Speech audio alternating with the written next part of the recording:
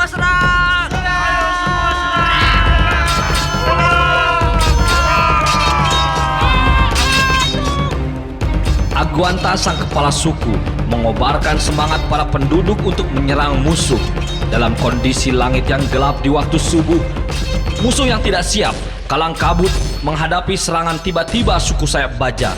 Beberapa musuh berhasil dilumpuhkan dengan berbagai tikaman senjata tradisional suku sayap baja. Dalam penyerangan gerilya itu, terlihat juga Kuko yang melesatkan beberapa anak panah dan Yalen yang menebas dengan pedangnya. Dalam kekalutan, seorang musuh membidik Kuko yang sedari awal memberi kekuatan pasukan dengan teknik menyerang jarak jauh. Aguanta yang secara insting mengetahui itu kemudian mencoba berlari menyelamatkan Kuko. Kuko, awas!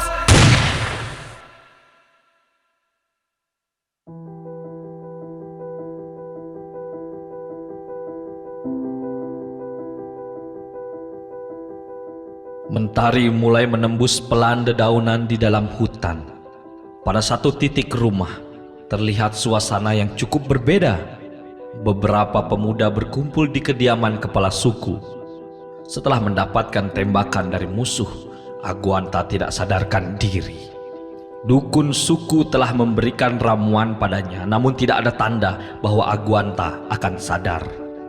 Satu hal yang menjadi harapan adalah ketika melihat dadanya naik turun, pertanda ia sedang bernafas dan sedang berjuang hidup. Bagaimana ini? Kepala suku terluka. Apa yang mesti kita lakukan?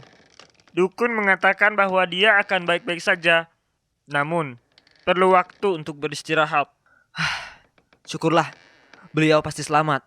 Suasana canggung dan kalut mengurung warga yang berkumpul.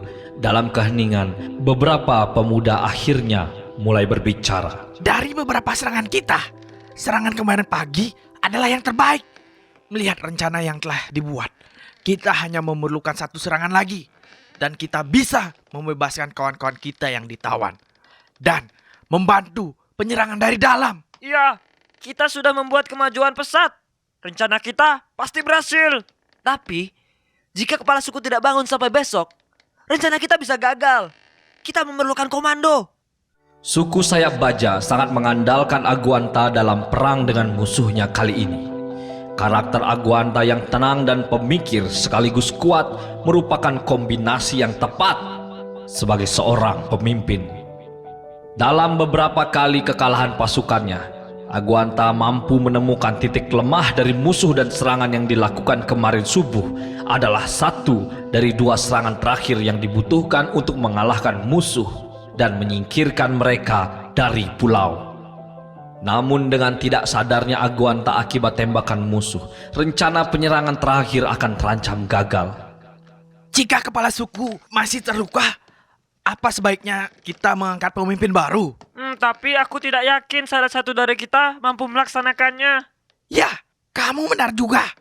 Strategi yang dibuat Aguanta merupakan skema yang cukup rumit. Perlu orang yang tepat untuk memberikan kita perintah sebelum memulai penyerangan. Tapi, melihat kondisi sekarang, sepertinya kita harus memilih pemimpin baru itu. Bagaimana dengan Kuko? Seluruh pemuda saling berpandangan setelah mendengar Yalen. Salah seorang dari pejuang mengajukan nama Kuko sebagai pemimpin dalam penyerangan. Kuko? Aku rasa dia belum siap untuk ini. Dia masih terlalu muda. Dan dia wanita. Kuko mendengar percakapan para pejuang dari ruangan tempat ia merawat ayahnya. Perihal hanya sebuah bilik yang memisahkan kedua ruangan besar di tempat pertemuan dan tempat perawatan, serta alpanya mereka terhadap hal tersebut membuat apa yang diucapkan terdengar sangat jelas di bilik sebelah. Kuko hanya terdiam sambil memandangi wajah ayahnya yang tidak kunjung sadar.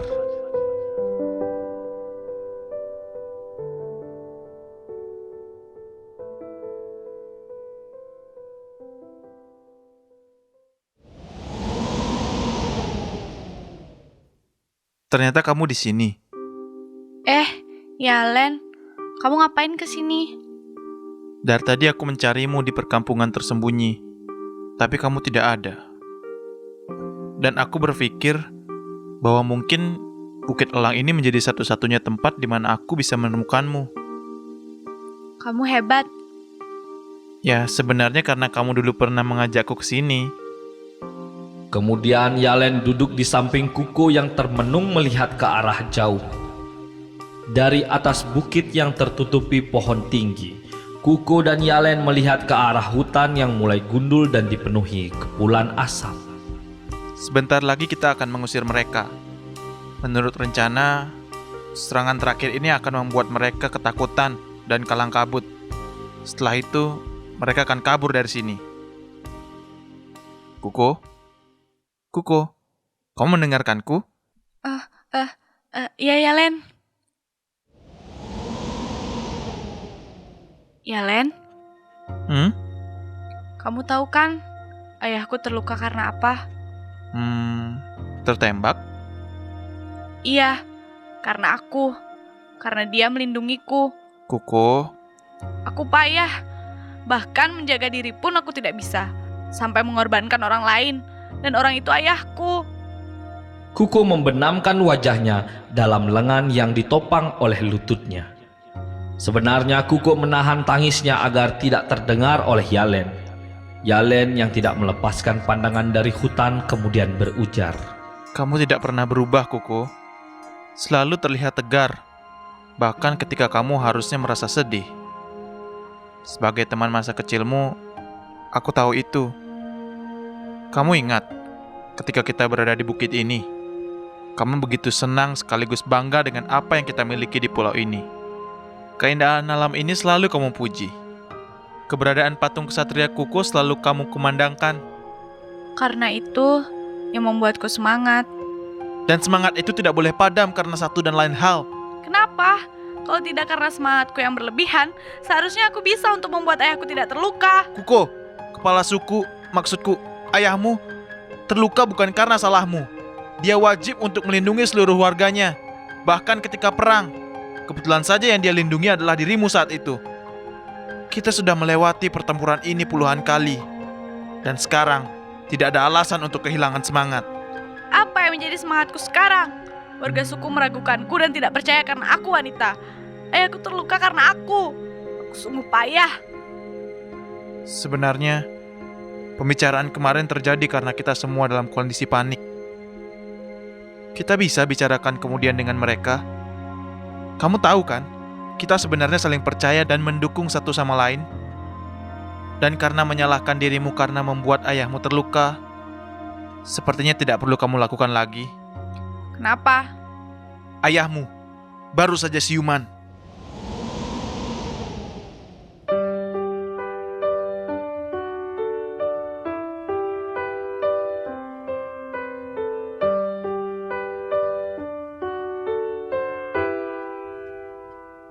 Seraut wajah yang sangat akrab di mata Kuko kini terkulai lemas di hadapannya. Wajah yang telah termakan usia itu tetap terlihat tegar dengan balutan kulit yang menyiratkan waktu yang lama untuk hidup dan bertahan hidup. Mata letih Aguanta menangkap pandangan Kuko yang sedang melihatnya dari samping. Walaupun letih, Kuko meyakini bahwa apa yang dilihat di mata ayahnya adalah semangat yang tidak padam. Sebuah pandangan mata yang menyiratkan kekuatan. Kuko. Ayah akhirnya siuman. Iya. Untung kamu tidak apa-apa, Nak. Ayah, maafkan aku karena aku ayah terluka. Nak, jangan merasa seperti itu. Kamu anakku. Tentu aku melindungimu. Tapi Lagi pula, luka ayah tidak seberapa. Beberapa hari lagi juga sembuh. Tangan Aguanta lalu meraih dan menggenggam tangan putrinya. Kuko yang sedari tadi merunduk kemudian terdiam. Aguanta yang mengetahui perasaan kacau putrinya berusaha meyakinkan dirinya. Kuko, apa yang kamu lakukan itu sudah sangat besar. Kamu membantu pasukan kita untuk menang. Sebentar lagi, mereka akan pergi dari pulau ini. Ayah, Kita tahu bahwa mereka hanya bangsa penjara. Kita memiliki banyak hal yang bisa kita kerahkan. Kemenangan kita sudah di depan mata. iya ayah, tapi ayah terluka. Memang, karena itu, ayah berharap padamu. Maksud ayah? Ayah sudah berbicara dengan yang lain. Kuko, kamu akan menjadi pemimpin penyerangan ini. Kuku yang terkejut hanya bisa terdiam. Setelah hening beberapa saat, Kuku pun mulai merespon. Ayah, aku ini wanita. Memang kenapa kalau kamu wanita? Kuko, kamu ingat patung kesatria Kuko di Bukit Elang? Iya ayah. Sampai saat ini, patung kesatria itu dipercaya membawa kedamaian untuk suku kita. Kesatria legenda yang membebaskan suku kita dari peperangan dan membuat hidup kita damai hingga ratusan tahun.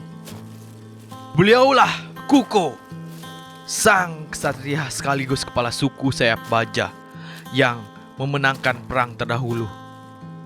Impiannya adalah membuat suku kita bisa hidup damai, dan ia berhasil lakukan. Dan bukan tanpa alasan ayah menamaimu dengan namanya. Kuko, ayah ingin semangatnya selalu ada di hati kita semua, di hatimu, sehingga kamu yakin akan mampu menjaga suku kita dan alam kita hingga berpuluh tahun ke depan. Tapi dia laki-laki, dia pantas melakukannya.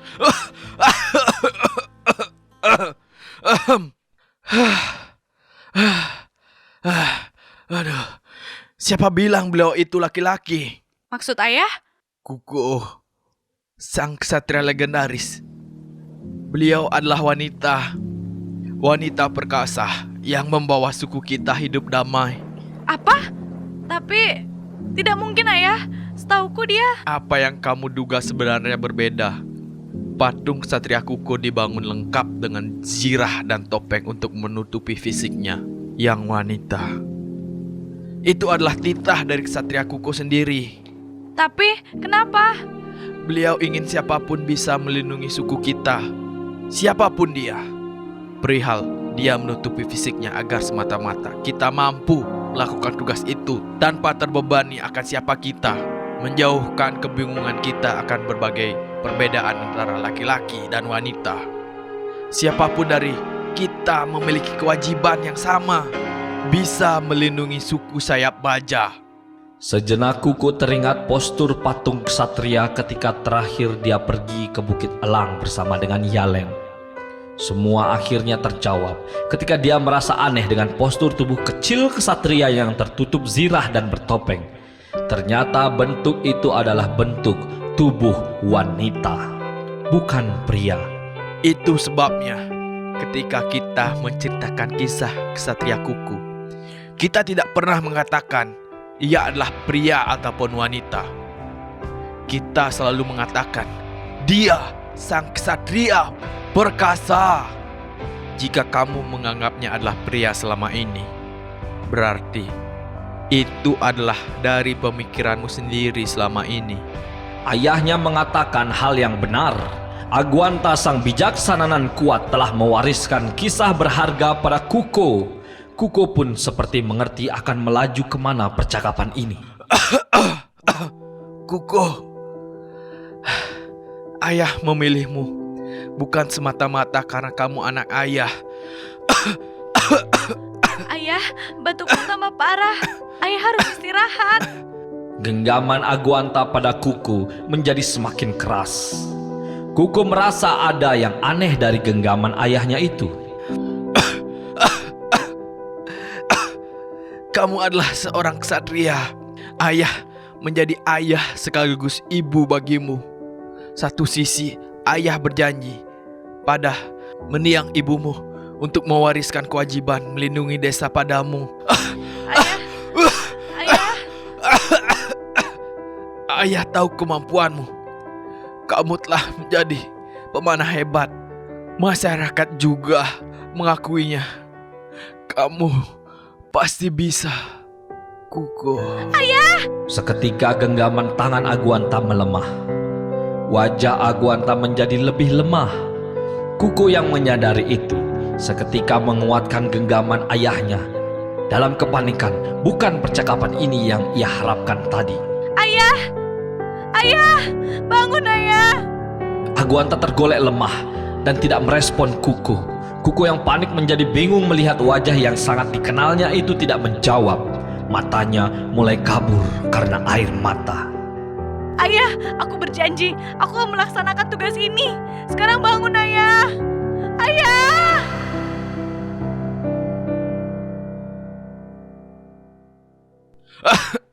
Iya, Kuko. Ayah? Ayah baik-baik saja. Tentu saja, Kuko. Ayah kira ayah perlu tidur sebentar untuk mengembalikan kondisi ayah. Tidak ayah sangka, kamu sangat panik melihat ayah.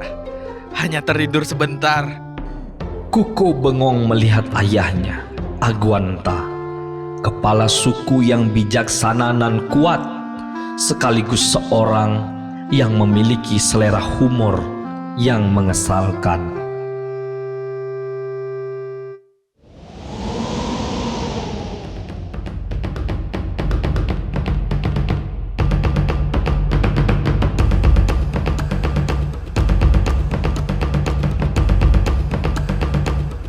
Jadi, bagaimana kondisi kita? Para warga sudah siap. Kita siap bertempur. Lalu, bagaimana pemasangan perangkapnya ya, Len? Aku dan beberapa warga telah memasang perangkap di titik-titik yang telah disampaikan kepala suku. Jika ada yang berusaha melewati, sudah dipastikan dia tidak akan selamat. Baiklah. Posisi musuh bagaimana? Seperti biasa, mereka masih sibuk di hutan, sehingga malam ini mereka pasti sangat lelah. Seperti rencana kita, beberapa warga akan menyerang mereka dari posisi yang tidak mereka duga. Kita akan membebaskan warga kita tepat pada waktunya. Hal ini akan membantu penyerangan dari dalam. Jadi, kami menunggu perintahmu, Kuko. 100 tahun yang lalu kita menjadi suku terkuat. Selama 100 tahun kita membangun kedamaian. Namun kita kini sadar bahwa pasti akan ada masanya kita harus memperjuangkan kembali apa yang kita miliki. Hari ini telah tiba. Semoga alam bersama kita. Ayo, kita rebut rumah kita kembali.